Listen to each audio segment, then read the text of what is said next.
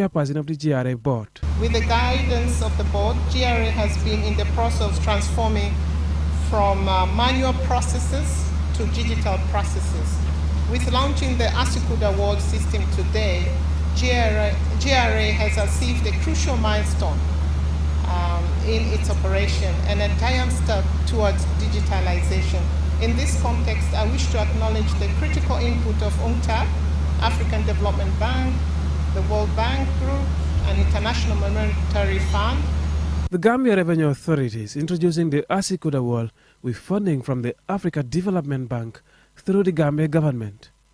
The digital transformation is part of GRA's Corporate Strategic Plan 2020-2024, which, among other benefits, is expected to make customs assessment and declarations more effective and efficient. The Commissioner General of the Gambia Revenue Authority, Yankuba Dabo, thanks the Gambia government and the African Development Bank for funding and facilitating GRA's ASICUD award system acquisition. Because the system is right on the internet, it allows 24/7 online access to declaration processes without the need to wait for hours or office working hours. It will also digitalize and modernize all customs operations, as all customs processes from the submission of the manifest to the release of cargo will now be automated with a little or no human intervention. The system will also speed up the assessment of the customs declaration and significantly reduce the transaction time for payment and release of cargo, thus facilitating trade. The ASICUD award is accessible anywhere at any time and can be used on desktops, laptops, and all smartphone devices with a reliable internet. The Minister of Finance and Economic Affairs, who is also overseeing the Trade Ministry, sees the ASICUD award as a transparent custom management system that can facilitate trade efficiently. Distinguished ladies and gentlemen, it is pleasing to note that the ASICUD award system will significantly enhance the ease and speed of doing business in the Gambia, which is essential for us to realize our dream of becoming a competitive and favorable destination for foreign direct investment. Following the launching of its ASICUD award system, the Gambia Revenue Authority has inaugurated a 3-floor story building called GRA Annex that is newly constructed to provide more office space for the staff of the Revenue Authority. The building is also inaugurated by the Finance and Economic Affairs Minister. Commissioner General Dabo reveals the GRA's plans and projects to construct such facilities across the country to expand the infrastructure capacity of the authority to deliver its mandate of revenue collection for national development. Mahmoud Lamin Choi, QTV News. Looking forward to the changes that this particular development will bring. Now, following the successful hosting of this year's Tobaski Axtile 5.0 at the QCT grounds in Bigelow, the Q Group Foundation presented a showing machine to each of the 10 Gambia-based designers who showcased at the event to support and motivate them. Ajibintu Drame has the rest of that story. This year's Tobaski Axtile edition 5.0 was marked in a grand style, featuring talented Gambia-based designers who participated and showcased their outstanding showing and designing skills. Tobaski Axtile aims to encourage and promote Gambia-based young designers and tailors by giving them a platform to showcase their art and potential. The night exudes glamour, female and male sleek designs that left the audience in awe. Aissatou Jah, CEO of the Q Group Foundation, explains. The gërëm QTV pour joxe platform bi ñu joxe nii parce que seen idea la. I applaud QTV for coming up with this initiative, giving a platform for talented fashion designers to exhibit and for growth. The talents showcased here are for everyone. In the future, we encourage big designers and tailors to come on board to nurture and inspire the young ones. Mrs. Jah further implores designers to use the opportunity to upgrade their skills and inspire others. Platform bi dafa ànd ak ñun suñu concept mooy suñu boss concept. This platform is part of our Suñu Boss concept to give opportunities to all Gambians. Let's take ownership of what we have for the development of the Gambia. The country has a lot of talents. I also called on young designers to come on board, take the opportunity and motivate others. Malika, the general manager of QTV Gambia, also had words of appreciation and encouragement.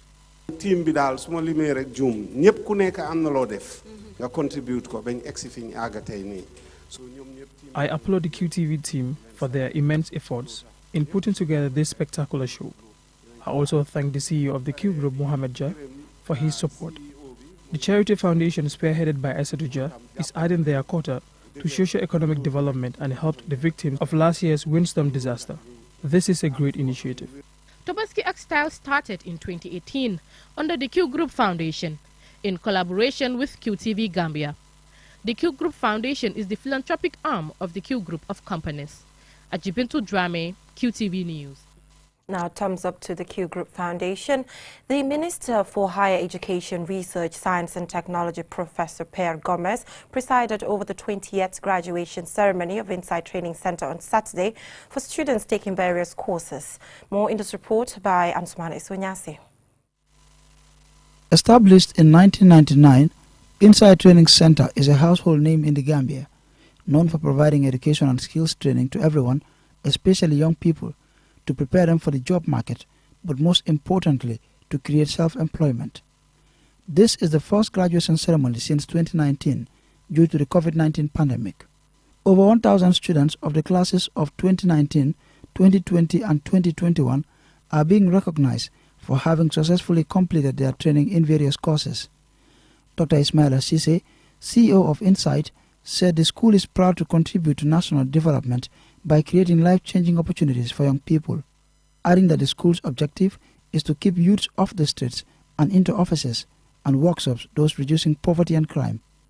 He also encouraged the graduates to be good ambassadors of Insight. We don't train people to go and search. Of course, they may go and search for work, but that's not all. We want them to be self-employed. Now, most of these students here are self-employed. They have their own companies, and then some of them are consultants in other areas. So this is what we are doing to contribute to national development. Addressing graduates, the Higher Education Minister, Professor Pierre Gomez, and Dr. Chernobari, a former permanent secretary at the Higher Education Ministry and now board chairperson of Insight Training Center, both underscored the importance of TVET education to the country's socio-economic development and urged graduates to use this achievement as motivation for the next phase of their lives. For a long time, we thought that the only way is to use one stream of education, the traditional stream, the pure academic stream where I come from. But there's also a second stream, that is the TVET stream. All developed nations, go to Finland, go to Germany, go to South Korea, they use the second stream to develop their nation. We have trained people who have become ministers, who have become ambassadors, and who have become journalists, great journalists. But what I'm appealing to you, go forth to serve, go forth to conquer, because I'm sure you are going to be the greatest minds also in the future. Congratulations. Out of the 1,311 graduating classes of 2019, 2020 and 2021, 532 students are female, accounting for 41% of the total. Saturday's event gave students an opportunity to showcase their work, especially those who were studying architectural draftsmanship, as they displayed 3D samples of surveys and works they did at Apple Tree International School and Charles Dow Memorial Academy. Insight also has a branch at Mile 2 Central Prison, where the school runs a skills training center for inmates as part of a prison's rehabilitation program. Meanwhile, the school CEO also revealed that preparations are at an advanced stage for the opening of a new branch in Janjanbureh on June 22nd. Once fully functional, the center expects to create self-employment opportunities for youths in CRR.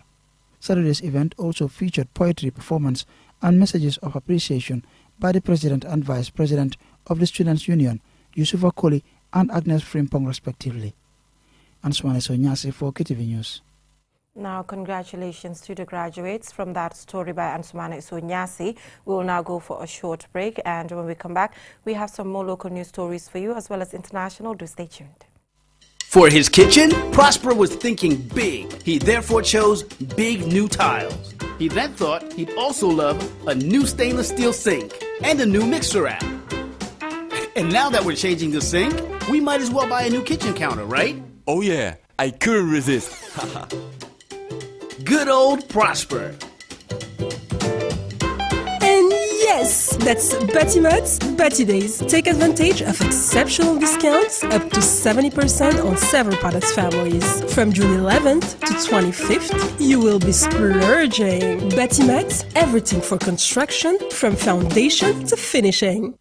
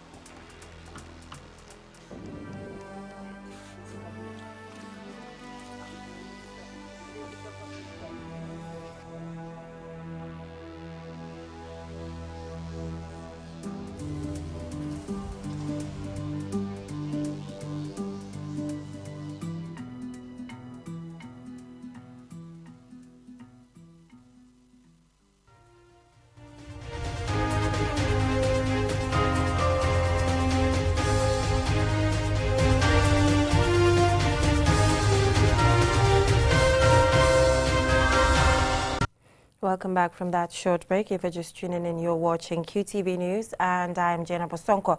Now, Tivaouane Travel and Tours, a Hajj operator in the Gambia, held a final sensitization on Hajj matters over the weekend for intending pilgrims traveling with the company.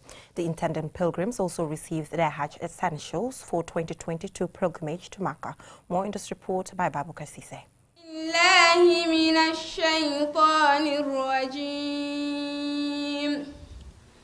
Bismillahirrahmanirrahim.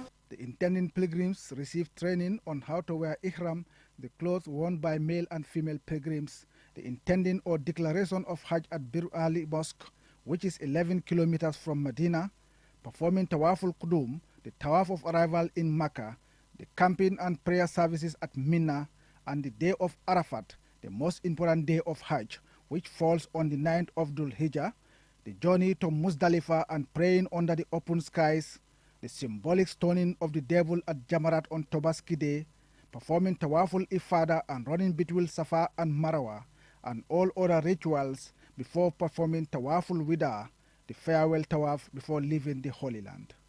The pilgrims were delighted to know these important stages of Hajj before arriving in Saudi Arabia. Prior knowledge of what Hajj entails, they say, will help and make work easy for the Hajj guides who will be leading them while performing Hajj.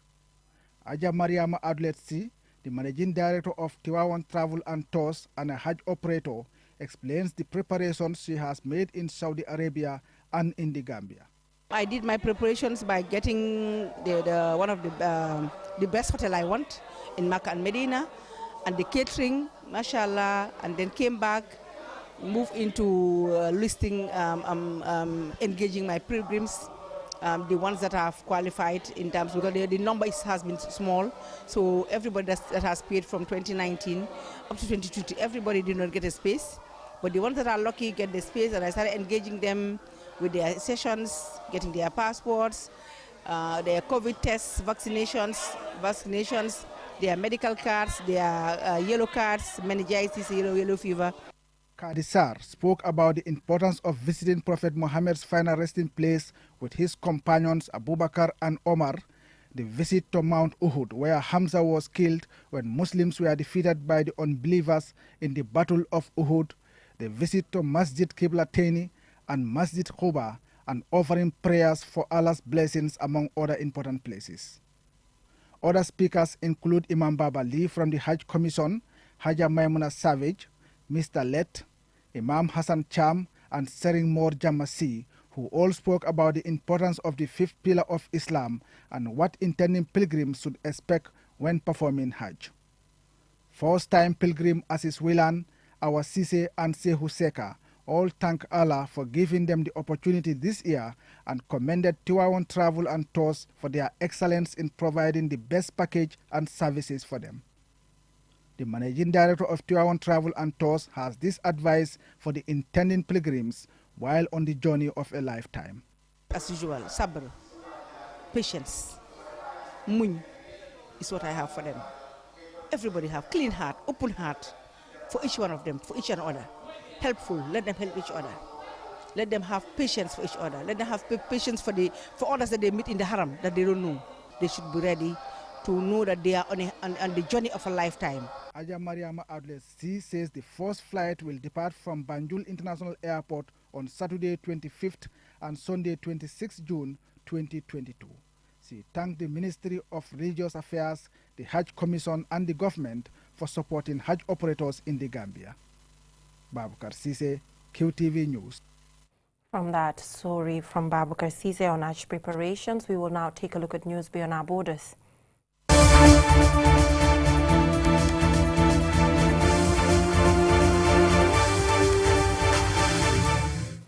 Now, Nigeria's First Lady, Mrs. Aisha Buhari, has challenged stakeholders to engage in more strategic thinking to explore workable solutions that can uplift the status of women and youth in political leadership and inclusiveness. She made the call at a dialogue forum organized by the ECOWAS Female Parliamentarians Association.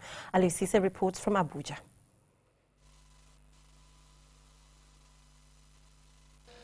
First Lady Aisha Buhari, who also doubles as the president of the African First Ladies Peace Mission, made the call in a statement delivered on her behalf by Dr. Rukiyatu Gorin, Senior Special Assistant to the President on Administration and Women Affairs in the Office of the First Lady. At the first edition of the ECOWAS Female Parliamentarians Association ECOFIPA Women and Youth Leadership Symposium under the theme Unleashing the Potential of Women and Youth in Politics and Entrepreneurship. The event, which forms part of the activities of the ongoing 2022 first annual session of the ECOWAS Parliament in Abuja, was attended by women from different walks of life. Training women, youth, and the girl child will empower them more and heighten their chances in political leadership and inclusiveness. Let us not only advocate, but take a clue from the past experiences and reality of time to come up with more innovative and responsive programs that could match the thinking of our modern times. Honorable Wuray Sar, President of ECOFIPA, said our organization is committed to empowering women and youth by providing opportunities for their diverse participation in politics. Compared to developed countries, she observed low political representation of youth and women in the sub-region, and hoped the symposium will deepen the understanding of the critical role of women and youth in politics.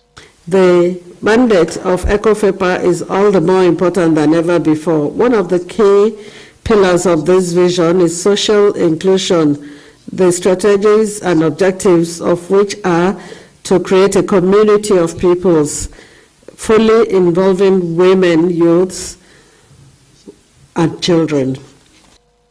For her part, Barrister Zainab Marwa, Special Assistant Community Affairs to the Minister of Federal Capital Territory, the symposium is timely and apt, saying the important role of women and youth in nation building cannot be overemphasized.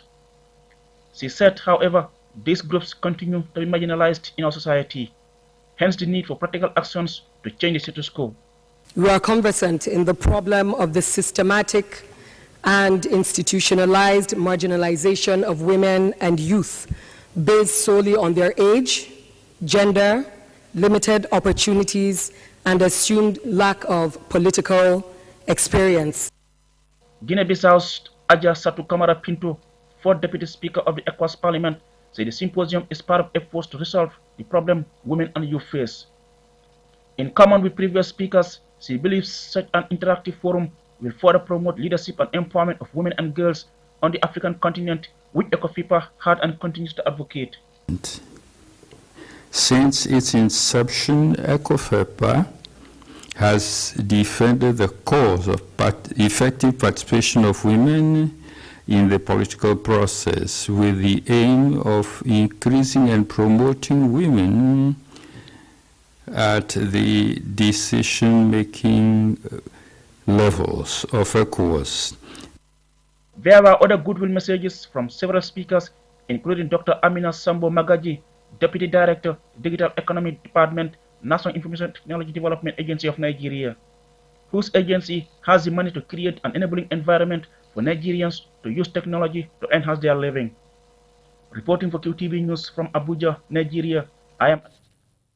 From that story from Aliou Cisse from Abuja, we will also take a look at another international story following a court ruling in Belgium that cleared the way for the remains of slain Congolese leader Patrice Lumumba to be returned to his native country Belgium on Monday, handed Lumumba's only remains a tooth to his family.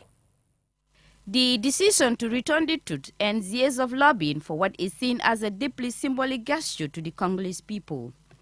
Patrice Lumumba became the first Congolese prime minister in 1960 when he was just 34 years old, after advocating for an end to colonial rule.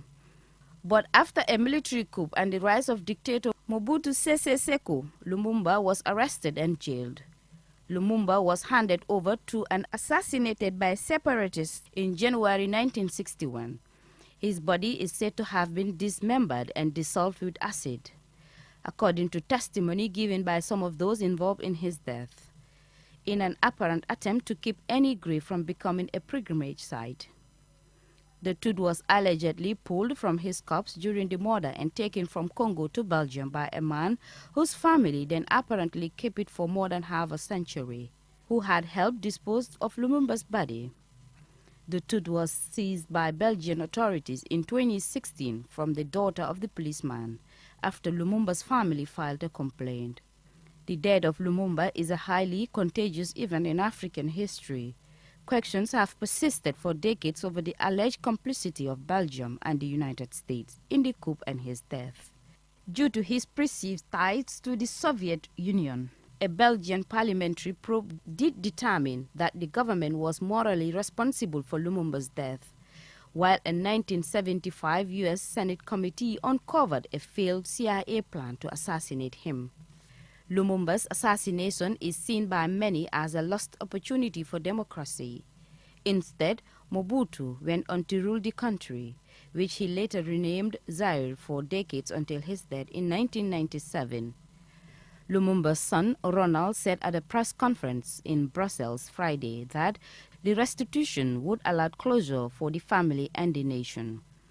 The DRC is set to hold 3 days of national mourning from 27 to 30th June, its 62nd anniversary of independence, and to mark the burial ceremony in Kinshasa of the remains. Lumumba's children were also received by Belgium's King Philip, who this month traveled to DR Congo to express his deepest regrets over the colonial past. However, the Belgian king stopped short of offering the full apology sought by many. For QTV News, Lolly M. Camara. May his soul continue to rest in peace. From that story by Lolly M. Camara, that is all we have for you in this edition. Join us at 10 p.m. for more news. Thanks for watching and have a good evening.